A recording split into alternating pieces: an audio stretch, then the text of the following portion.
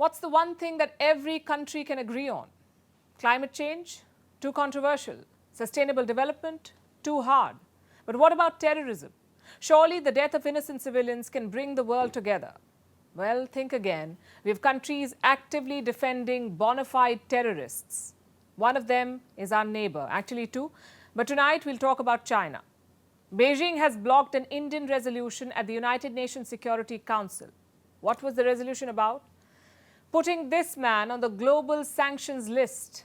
His name is Abdul Rauf Azhar. Let me tell you about him. He is the brother of Jaish-e-Mohammed chief Masood Azhar. He's based in Pakistan, no surprise. He's also implicated in multiple terror attacks like the Indian Airlines hijacking in 1999, the Parliament attack in 2001 and the Pathankot attack in 2016. So India wanted to put this man on the UNSC sanctions list, but China objected. One iron brother came to another's rescue. And this is not the first time. In August last year, the US and India had moved a similar resolution. The target was the same man, Abdul Rauf Masood. Back then, China did the same thing. They put the proposal on hold to help Pakistan. In fact, I have a list for you. In October last year, India tried to sanction two terrorists, Hafiz Saeed, chief of Lashkar-e-Toiba, and Shahid Mahmood, another Lashkar leader. Guess who blocked the proposals? China did. In June, India tried to sanction Abdul Rahman Makki. He's Hafiz Saeed's brother-in-law, also mastermind behind 2611. Again, China blocked. In September, India moved another resolution. The target was Sajid Mir, also a Lashkar-e-Toiba leader. Again, China blocked. Do you see the pattern here? China has repeatedly shielded Pakistani terrorists. Ironically, some of them have been convicted by Pakistan themselves. Hafiz Saeed, jailed for terror financing. Sajid Mir, also jailed for terror financing. So there is no doubt about what these men have done. Then why not sanction them? Because in Pakistan, the punishment is a farce. These terrorists are probably lounging in some ISI safe house. But a UNSC sanction may actually bite. It includes a travel ban, an asset freeze, also an arms embargo. Pakistan doesn't want that.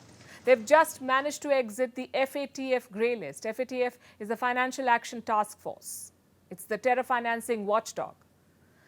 The last thing Pakistan wants is for people to see a UN-sanctioned terrorist roaming their streets.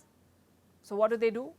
They get China to block all such proposals. It's a diplomatic and moral disgrace. We're talking about barbaric terrorists here. They have blood on their hands and million-dollar bounties on their head. Cracking down on them isn't just India's job. It should be the whole world's job, especially China. This is a country that has jailed 1 million Uyghurs in the name of extremism. Yet they cannot sanction a convicted terrorist. Rising superpower indeed. Beijing keeps telling India to normalize relations, but their actions suggest otherwise. They're shielding terrorists who killed innocent Indians, who attacked India's parliament. And for what? To help their colony/iron brother. What options does India have going forward then? At the UNSC, very few. China is a permanent member of this council, so its membership is never going to expire. They can keep extending their objection to India's requests. So New Delhi has two options basically. One is to persist. In the past, China has removed its objection after multiple attempts, like with Masood Azhar.